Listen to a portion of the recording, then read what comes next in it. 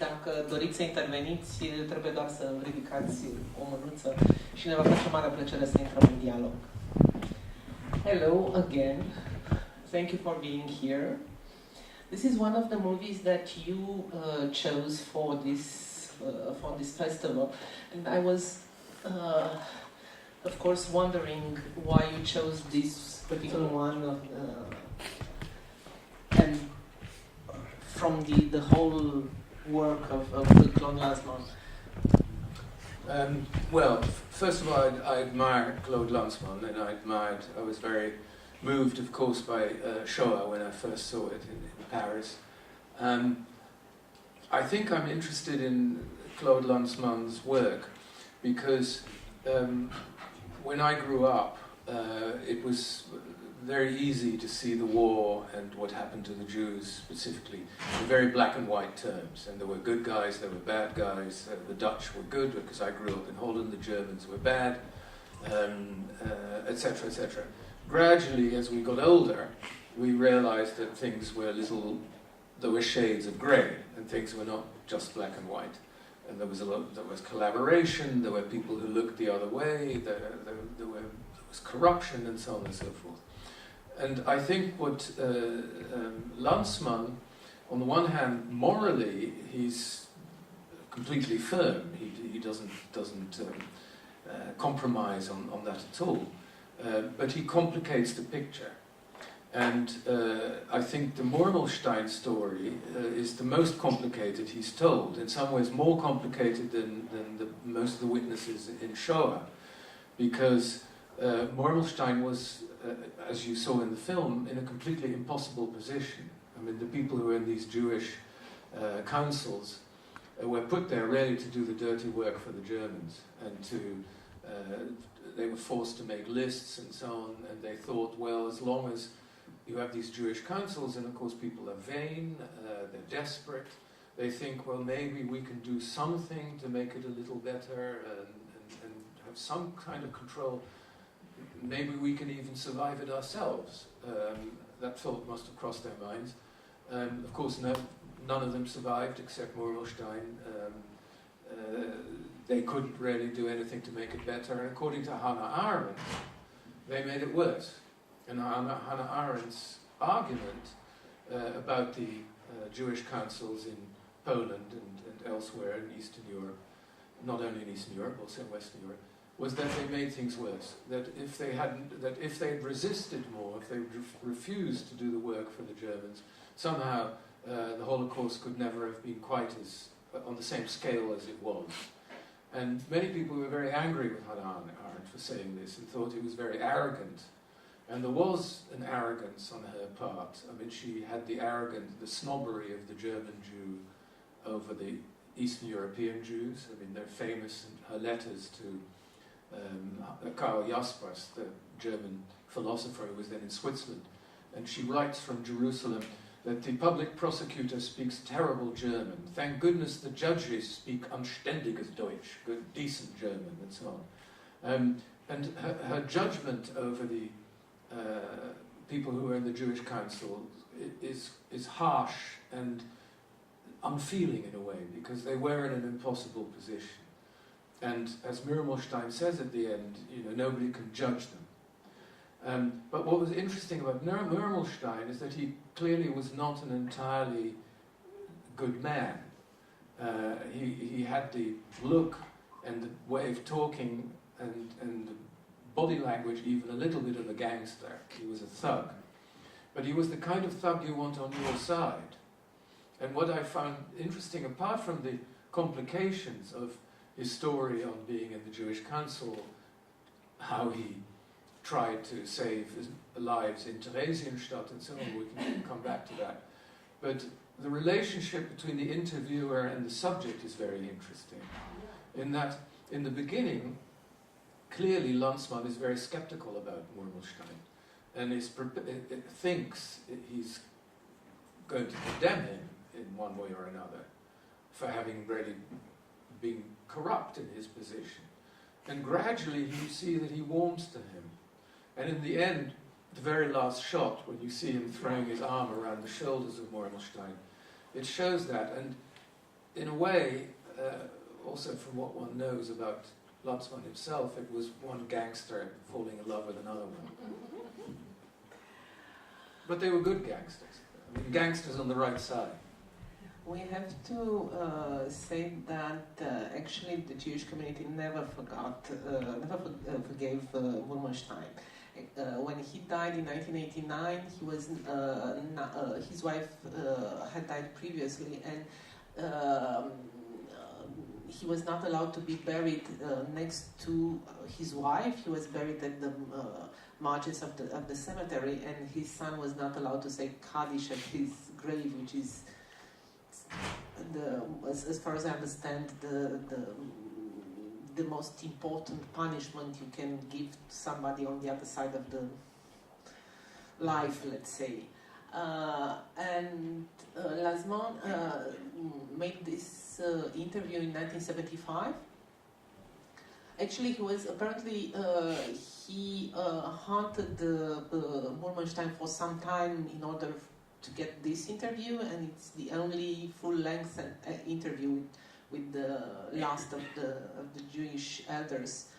But he decided to actually turn it into a movie and to make it public only in 2013, after showing, as far as I know, parts of this interview were shown in Vienna, and actually the reaction of the Jewish community and the Jewish academics there was very harsh towards Murmelstein. And I'm thinking that maybe that's the reason why Lanzmann ended up making this movie almost 40 years after he made the interviews, because because as long as for 40 years, for 30 years, the Jewish community couldn't forgive Murmelstein, he somehow earned his right to his own saying, to his own version of events. Yes, I thought, maybe I'm wrong, but I thought he actually did some of the interviews because he wanted it to be part of Shoah, and it didn't fit with the rest of the film, and so it ended up on the shelf. And then later he realized actually that it was such good material that there was enough to make a separate film. But, I mean, talking about why Murmelstein is fascinating is, of course, that totally good people are never very interesting. I cannot imagine an interesting feature film about Albert Schweitzer. I mean, it would be incredibly boring, I would imagine. I mean, the characters in film and in novels and so on have to be complicated, and complicated characters, like most human beings, are all about shades of grey, and which is another reason why he's so fascinating. But there's this other fascinating part of the story, which was, what was one to do if you're in a position of some responsibility for your fellow inmates in Theresienstadt, and the Germans want to make it into this model ghetto for propaganda purposes. Murmelstein's analysis was ruthless but not entirely wrong when he said, as long as Theresienstadt keeps going, there is a chance that some of them will get, some of us will survive. If you stop them from using it as a propaganda place, they'll ship everybody up east. Now, to what extent one can really believe him when he said that they didn't know about Auschwitz, that strikes me as not 100% dependable. That's one of the things that are the most contended about the film. His statements about nobody knowing anything or not believing anything about Auschwitz. No, I'm sorry, but I'm sorry to interrupt. He said everybody understood East was worse. Yes. So they knew. Worse, yes, but he said they didn't know. They didn't know that it was called Auschwitz or what. No, but that's he also. how I understood it. No, they didn't know. They didn't know names, but they knew Right. that East meant worse. Right, but he also said that they didn't know people were going to be gassed until the children from Bialystok. Yes. And actually, it's in Anne Frank's diary. And if she was a young girl in an attic in Amsterdam, and she knew from the BBC radio. So. No, but they didn't have BBC Well, if Anne Frank knew somebody in the position of Murmelstein is likely to have known. But that he said they couldn't imagine it or rejected it. And there is a big difference between knowing and fully imagining it, accepting it. Yeah. And it's interesting that he would say that. He probably believes it. I don't think he was lying, because there was no reason for him to lie about it. Yeah, there's another story about, there's a thing about why he didn't actually say that everything was a Potemkin thing to the representatives of the International Red Cross. And there's also discussion that the theater that Theresienstadt presented to the Red Cross actually delayed the moment of actually believing the already existing witnesses from Auschwitz. And somehow even the things that Murmelstein did in Theresienstadt actually contributed to Auschwitz being accepted much later, as far as I know. But this is a very contending issue. Actually, I truly believe that what happened in Auschwitz and in the labor camps was so traumatic, so tragic, so unbelievable that it was really, really very difficult to accept it and to say that you knew about it during the war. It was beyond imagination, I think. Yes, I mean, I already told this story somewhere else, but I mean, there is, and I still can't remember the name, but there was a famous case of a Polish Jew who moved to Palestine before the war, and then was the kind of liaison person between the Jews in Poland and the Jews in Palestine. And he was told, or he went on he did research, and he was told by various people what was going on in Poland in 1941, around then, 41. And he then understood from what he was told, and he said to people, they are going to try and exterminate us all. Then in 43, when he got evidence of what was going on, of the mass killings and so on, and the gas chambers, his reaction was, if I really believe that, I'd commit suicide. So even he, who had predicted that they were all going to be exterminated, couldn't completely take it on board. But there are so many strange cases of this. Isaiah Berlin, the famous philosopher, was in Washington during the war, in the British embassy, and he was the liaison between the Zionist movement, Chaim Weizmann in particular, and the British government. If anybody was fully informed of all the facts that were coming in, Isaiah Berlin would have been that man. I mean, he was right in the middle of where all the information was coming. He maintained until the end of his life that he didn't know the full scale of the genocide and what was going on in the extermination camps and so on until after the war. I find it very, very hard to believe. He must have had the facts, but it's possible to believe that he didn't want to believe it. And I'm sure you remember that Harun Farouki has these images, aerial footage of Auschwitz, done in 43, 44, that are a clear proof of the scale of the camp and the existence of gas chambers and crematoria. And actually the RAF, the Royal Air Force, which took these pictures, this aerial footage, never actually read them as such, as being the indicative of something terrible happening there. Even if they had the pictures. I don't know. I think they knew. I believe they did know, but they took a strategic decision that, which was also the official line, that military resources would be directed towards the purpose of ending the war as quickly as possible, and they saw it as a distraction to start bombing railway lines to Auschwitz. And that was one consideration. The other consideration was that one that Roosevelt had from the very beginning of the war, And Roosevelt did know what was going on, and so did Anthony Eden. I mean, people who say they didn't really know about the mass killings, of course, we're always talking about the gas chambers, but the mass killings began in '43 with mass shootings. I think at least millions were killed with mass shootings before they were gassed. The reason they turned to gas is that it was too hard on the nerves of the murderers. They had to get drunk, they had nervous breakdowns, and so on. It was too hard on the killers.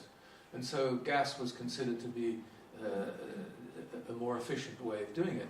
But Anthony Eden made a speech in Parliament in London, and I can't remember whether it was 42 or 43, in which he, in great detail, talks about the mass murder of Jews in Poland. So people did know. But Roosevelt was very conscious of not being accused by his political opponents and others for fighting this war on behalf of the Jews. He wanted it to be seen as fighting the war against Hitler, against Nazism, against fascism. The good of humanity. Democracy, etc., etc. But the idea that they were fighting the war to save the Jews, he saw as politically risky. And that was another reason why I think they decided not to put any resources into bombing camps or bombing railway lines to the camps. May I say something? Please. You called Mermelstein a thug. Yes. But I have to say that I like him a lot. Yeah, I did too. And I think that why he was rejected and disliked by the Jews and they didn't forgive him was, I think, in that line in which he said they were all martyrs, but they were not saints. And I think this is something they could not forgive him of behaving and addressing to them in such a way. Well, you may be quite right, but I mean, I liked him too. And I have, sorry, just one thing. I have a personal experience. I know a Jewish man born in 1920 who was deported in Transnistria. He was 22 at the time with his mother. And they managed to survive Transnistria deportation. But when I had lengthy conversations with him when he was already 90, he told me that he never wanted to go to Israel to visit. And I said, why? You could have even emigrated there. And he said, no, I preferred to live among these Romanians than among those Jews. Because he never gave me any details, but his experience in the concentration camp in Transnistria was that he witnessed horrible things from the Jews, and he did not want to have anything with them afterwards. Well, I think that was a somewhat rare opinion. Well, this was his. And actually, Mermelstein was risking life in prison if he went to Israel, so he had a very, concrete reason not to go there. It wasn't metaphorical. But actually, we have actually a pretty similar case in Transylvania with Custer, when the Custer and the Custer trains, which was also subject to a lot of criticism. Rudolf Kastner. Rudolf Kastner was kind of an elder here, and they had a deal with ICON, whereas they could save some of their people, let's say, and lists were made, and it was a matter of great dispute afterwards as how the lists were made. And this is a point that the Murmelstein actually takes there and says that he wasn't, he wouldn't intervene in the makeup of the lists. Mm-hmm. Actually, there was you have two people in this movie, which is Lanzmann and Murmelstein, but there are a lot of other people in the background to whom actually Murmelstein answers. This the question of the lists and how they were drawn is one of the thing that he was accused of. And actually, you have only one side. I think somehow the Scheherazade metaphor, which is extremely interesting, and we should talk about it. I think, in my opinion, applies to Marmerstein too. He actually keeps alive his memory and his honor by talking. And by fascinating Lanzmann, just like Scheherazade was fascinating the prince, through the power of storytelling. And but we only have his point of view in a very rehearsed narrative, because it's obvious that he had 30 years to rehearse it, to just put his story in order, which is actually, it is believable only through the force of his testimony and the quality of his storytelling. And he somehow manages to, and the sparing that he does with Lanzmann is extremely interesting, because Lanzmann indeed in the first part doesn't actually believe him, then he starts believing him, but in the end it is obvious that actually somehow Marmerstein, in my opinion, made Lanzmann surrender. It's not like he totally convinced him, but it's impossible for Lanzmann to actually move Marmerstein from his positions. Yeah, no, I think that's absolutely true. And you're right. Of course, the storytelling is the whole point of Lanzmann's work, and that Shoah is all about storytelling. And he deliberately did not want to show archive footage and so on.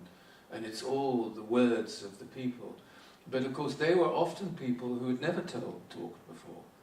And I mean, the people who have gone through really horrible experiences very rarely want to talk about it. Some do, but many, of course, don't.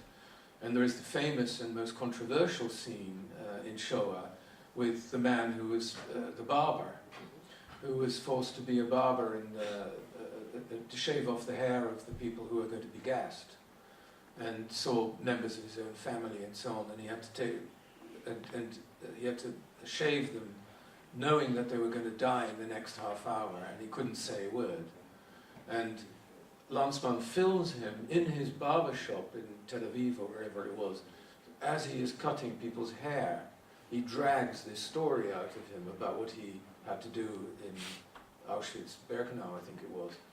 And Lanzmann has often been criticized for doing this. First of all, staging it in the barber shop, and then for almost, it looks as though he's almost brutally making this man relive the trauma, and the man keeps stopping and sobbing and then resuming, and Lanzmann drags the story out of him. I've met Lanzmann, and he was not a very nice man, but I do think it was justified, because I think in the end the important thing was that the story got told, and Lanzmann is honest enough to show the way he almost forced the man to tell the story. He could have made himself look more merciful by taking himself out and just cutting the little bits of the man's testimony, but he shows how brutal he is in this interview. And I think, again, that's part of the genius of his filmmaking, is that you see not only the result of what he's filming in the way that you would see in a slick American television documentary, but you see the process of it. And I think that's the other reason why I'm fascinated by his filmmaking, and I chose this particular film. But you know, the barber scene, it's not shot in the barber's place. It was a studio, was it? It was a studio, Yeah. and with extras. Yes, you're quite right. No, he recreated. Yeah, it was a mise-en-scène. Yes, you're quite right. You're quite It's right. even more weird somehow. Yeah. But as far as I remember, the interview with the guy running the train, It's also staged. it's also staged, yes. All of them are staged somehow. And actually, Lanzmann brought that guy in Sobibor on the line of the train and staged it. Yeah. I mean, he can be faulted too. I mean, Lanzmann had his prejudices, and one of them was that there was an anti-Polish prejudice, and he does his best to put the worst construction on the behavior of average Poles, and he loads the dice, because first of all, he doesn't talk about the French did, it's all about the Poles. And the Poles couldn't help the fact that the extermination camps were built there. I mean, the current Polish government and its laws about the Holocaust and so on are indefensible. But the Poles are right to resent the fact that they are blamed for the fact that the extermination camps were there.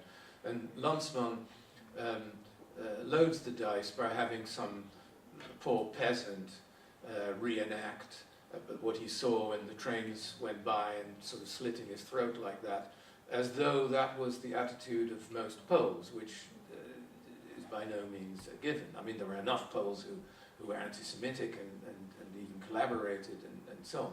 But I think he's a bit unfair there. The interview with the former German SS man in Treblinka, on the other hand, which was not staged but was a form of deception, I would defend Lanzmann, but that's because I have very little sympathy for the former SS man in Treblinka. Actually, Lanzmann really like. Well, I'm not very well. I'm very, let's say, nuanced about Poles' responsibility in the war, because actually the Kielce pogrom happened after the war, and it's not exactly a proof of the Poles' good intentions towards. No, but Jews. one should generalize, and the behavior of most Europeans left a lot to be desired, and certainly in Poland, and there were pogroms, and there were all kinds of terrible things going on for which Poles too were responsible. But it is unfair to single them out as the main accomplices of the Germans in the Holocaust.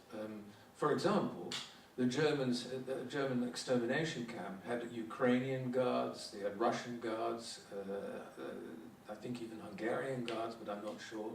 No. Maybe not, but they never had Polish guards. They didn't trust them. There was not one Polish SS guard in Treblinka or Sobibor or Auschwitz. And one should also not forget that 3 million Poles died at the hands of the Germans. So I do think Lanzmann was unfair. Why did he have this bias? Oh, it's a very common Jewish bias against Poles, because it's where the mass killings took place. Also in Belarus and so on, but it was the center of the extermination camps. There was a lot of anti-Semitism. A lot of Jews in New York came from Poland, and so there's a lot of bitterness left. But they didn't decide for the camps to be built there. No, well, that's my point. Yeah. But they're blamed for it. This is a very complicated issue, because the same time there was this competition, the victimhood competition between the Poles and the Jews, who suffered most, because the Poles say that they were the main victims, while in entering this stupid and terrible competition with the Holocaust. And at the same time, it has to be said that yes, Poland had the largest Jewish community in Europe at that moment. The level of anti-Semitism was skyrocketing. Polish civilians did contribute to the killings and extermination, but that happened in other places too, where civilians were animated by the same good feelings as their neighbors.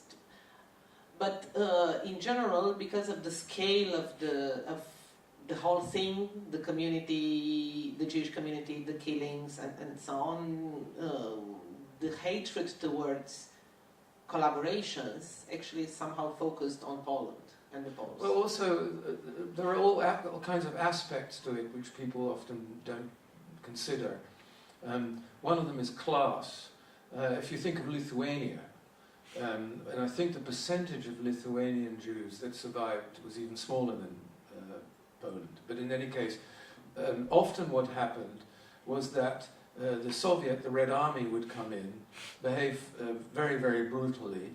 There were some Jews who would become party commissars and so on, because some Jews were on the left for very understandable reasons, because communism promised to emancipate minorities, because what counted was not ethnic background but class. The Red Army left when the Germans came in, and then revenge was taken on the Jews as a whole because of some Jewish collaboration with the NKVD and the Red Army when they were there. So that was one aspect. The other aspect was, if you take a place like Vilna, the capital of Lithuania, there were not all that many Lithuanians or sort of Lithuanian-speaking Lithuanians living there. At least they were not the majority, and they were mostly the servant class.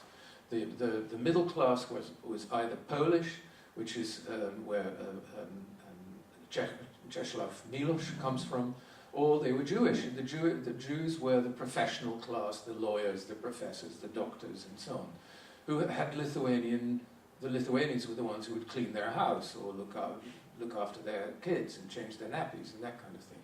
And so there was a lot of class rage too. Now we'll get these people who've been lording it over us, and that's another aspect of it.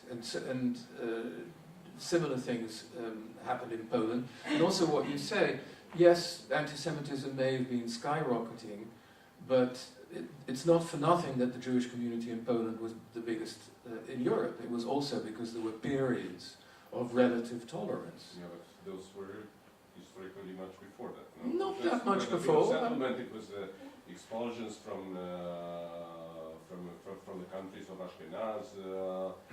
Yes, but there was a large Jewish middle class in Łódź, in Warsaw, in Krakow. And so if you go to a very moving experience, yeah, I thought. It's 16th century. No. If you go to the main square in Krakow, where the cathedral is, and there's a big national art museum right opposite the cathedral, and you go into the lobby, and you see there's a sort of marble wall with all the names of the original donors to the museum. They're almost the same names you see at the Metropolitan Opera in New York City. So there was a thriving Jewish bourgeoisie in Polish cities. Yeah, but it was not a massive influx in the 19th century, as was, for example, in Romania, which is a field that Radu researched very much. So anti-Semitism, there wasn't exactly the same like in Romania. That was my. No, that may be, but my point is that the Poles were not necessarily more anti-Semitic than others. It depended on the period, and until the Germans came in, I mean, there was an anti-Semitic party, etc., etc. It was not easy, but there were many Jews living in Poland who were doing fine, and we should never forget that it was only the German occupation that made the extermination possible. It was also only the German invasion that allowed the Vichy government to come to power. So we should never forget that. They tipped the point. Yes.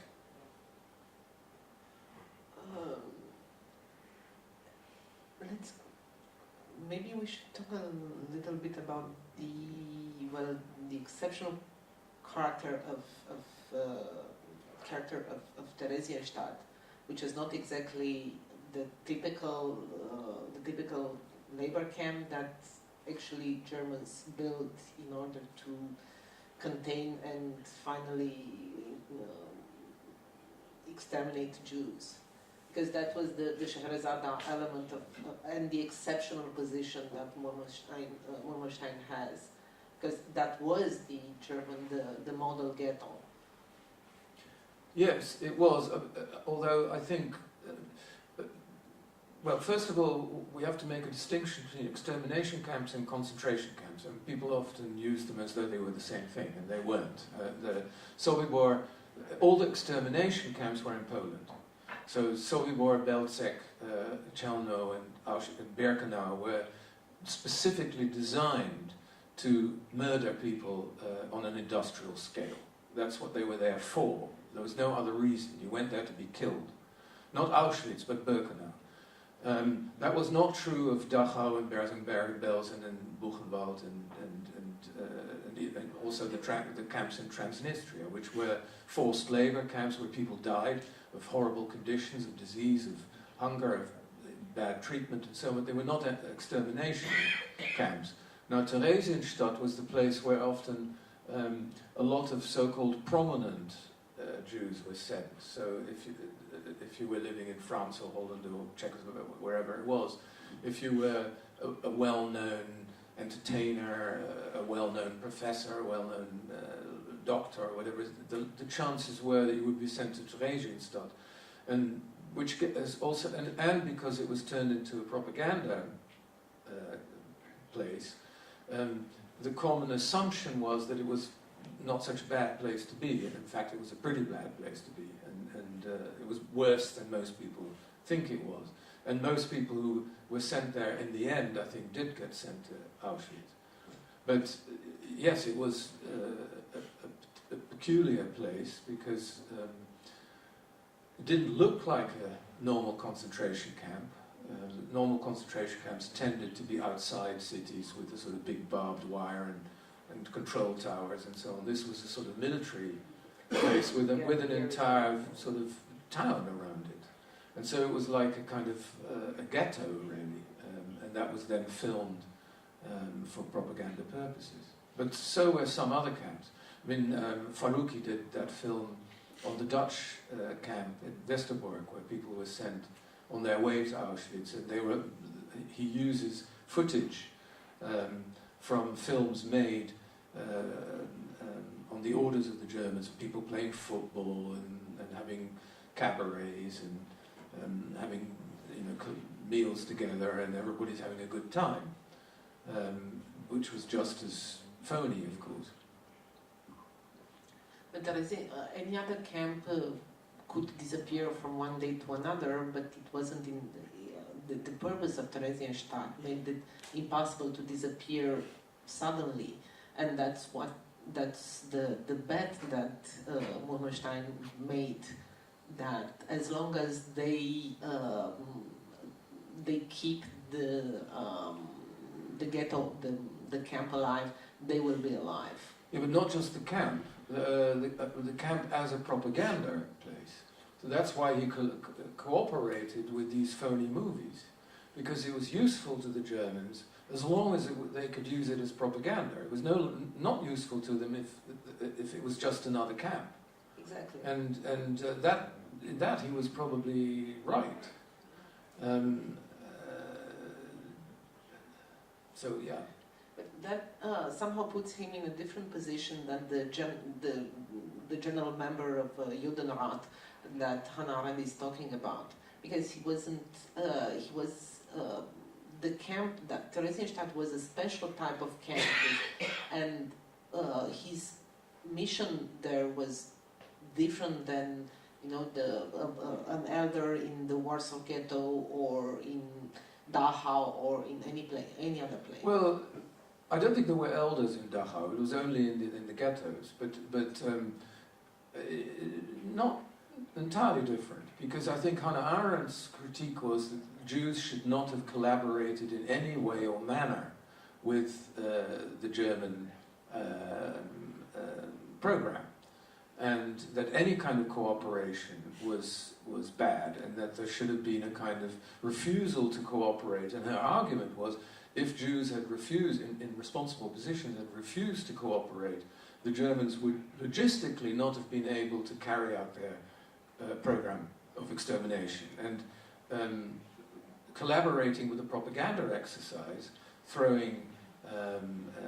confusing the world and making and denying what was really happening, I think she would have seen as a form of collaboration. I have an issue with the term of collaboration because collaboration usually presupposes that the collaborator knows exactly what is going to happen, and the case with Murmelstein is made here, and generally that they had a vague idea, but they weren't aware of what was actually happening, and they might have used their moral or their world views, which were not backed up by the facts in the world, but it was not a matter of collaborating with the enemy to make it worse for But I'm not saying that it was. I'm saying that from Hannah Arendt's point of view, any collaboration, and it is collaboration in the sense that he knew this was a propaganda exercise, helping them make their propaganda would be seen by her as a form of collaboration. I'm not saying it is, and I'm not criticizing him for it. I think he, as I said, I think his analysis was probably correct. But it is the way she saw it, and that's why she was almost as much resented by many Jews, including Gershon Scholem, as Murmelstein was. And actually, in the movie, Murmelstein says that actually he suggests that before October, well, he became the elder in Theresienstadt in September 44. And he says that before October 44, children born in Theresienstadt were eliminated. That was, and it was a decision made by the, well, and understand the way that the former elder understood his responsibility with the commandatur. That's actually what he says, is that actually the Jewish elder were basically killing, Agreed to their killing, or agreed, or actually supported the killing of newborn children. And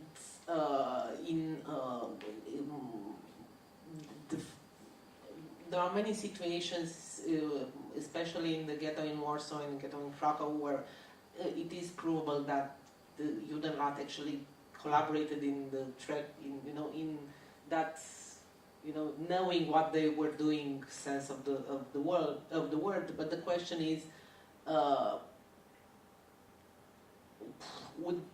what is it a guilt? This is the Jewish guilt of actually contributing to their own extermination, and it's a little easier for Hannah Arendt to say it because she wasn't there. That's right. But actually, I have one more question. What do you think about Eichmann? Is Hannah Arendt right that he's a more... No, I think it's pretty well established that she was wrong. What she did was something that many intellectuals are guilty of. She had a concept, and then she looked for an illustration. And her concept was this of the desk murderer, the faceless bureaucrat, the hollow man who has no real thoughts of his own, but simply carries out his duties and thereby becomes part of the murder machine. There may indeed have been such people, and the idea has some merit to it. I mean, one of the things that allowed the Germans to kill so many people was indeed a sort of a perverse bureaucratic efficiency, and for that you need a lot of bureaucrats who know what they're doing and so on. But Eichmann was the wrong example, because he was, as Murmelstein says, I mean, he was not only a murderer, but he was also a criminal, and he was deeply corrupt. And we also know from an interview he gave when he was still in Argentina to, does anybody know who Simone Sassen is, the sociologist who writes about cities and that kind of thing? Well, her father was an SS officer, and he was in Argentina with Eichmann, and he did an interview for Life magazine with Eichmann, the Sassen interview, and Eichmann literally says things like, and I paraphrase, but I wish I could have witnessed the last Jew to be put into their graves, and I would have sort of spat on it and so on. I mean, he was a really nasty piece of work. Or he was very theatrical, because he had that too. He had that what? He was, or maybe he was like very theatrical. It was a show that he was putting on in that interview. I don't know, because he was there in Argentina surrounded by sympathetic people, I mean, to him. And no, there's no reason to believe he was simply saying that to impress us. And I think why would he have thought otherwise? I mean, everything in his life points to the fact that it's plausible that he thought that. Yeah, and it's also plausible that, well, he saw Jews as an excellent source of money and playfulness. I don't know. I mean, it was not in his interest. He was hiding in Argentina. It was not in his interest to make himself look even worse in an American magazine when he knew that Mossad and so on were looking for him. I mean, that cannot be. In fact, it was very reckless of him to say things like that. I never said he was that smart. No, not that it was not smart. I think he had that feeling of impunity. Yes, that's He probably. was a wanted man, and still he was giving an interview for Life magazine, for crying out loud. So he didn't care. He was above the law. Yeah, probably that's probably true. Yeah. In any case, he was not a faceless, hollow man. I mean, he was a very nasty guy. Any other questions? No, I just want to say that the selection of movies you made, it is very unsettling. I mean, when you see them together, you don't get any faith in the human race. I mean, No. it's not the bad that you hear, it's the nuances, and that the bad can come up from anywhere. I actually got the impression that with Marmerstein, human race does have a chance to survive. Well, maybe the human race has a chance to survive, but I don't have a very high opinion of the human race. But there are various answers to this which philosophers in the 17th century already struggled with. Hobbes thought the answer was that to avoid the law of the jungle and everybody going for each other's throat is to have one absolute authority, and who would create order, and without that order you'd have the state of nature. Spinoza, whose estimation of the human race was not that much higher than Hobbes, took the opposite view and thought that the maximum amount of freedom and freedom of thought and freedom of expression and a kind of proto-democratic idea would be a better way to keep human beings under control, and I myself tend in that direction. I don't think dictators make people behave any better.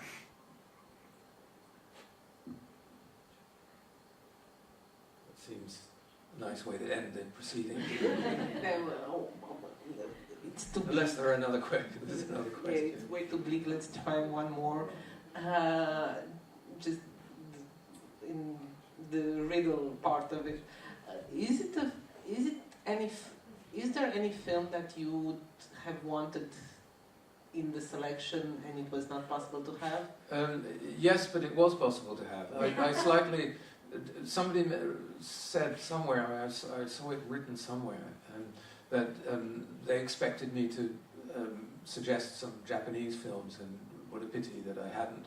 And when I read that, I thought I could have suggested a Japanese film, and what a pity I hadn't. And I could have thought of some documentaries that would have been very interesting, and it just didn't occur to me. It's a slight overdose of Holocaust flambé, as an Israeli friend of mine once called it. Kazuo Hara was here last Yes. year. No, that would have been a possibility. Or Imamura made some wonderful documentaries that are not often shown, and also about World War II, which in retrospect would have been very nice to have shown, but there might be another opportunity. Is there anyone any about kamikaze?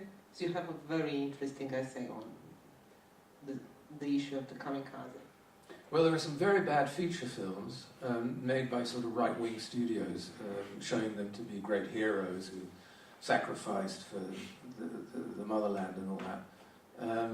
I don't know about a good documentary. There may be, but the documentaries made by Imamura are fascinating because he made at least 3.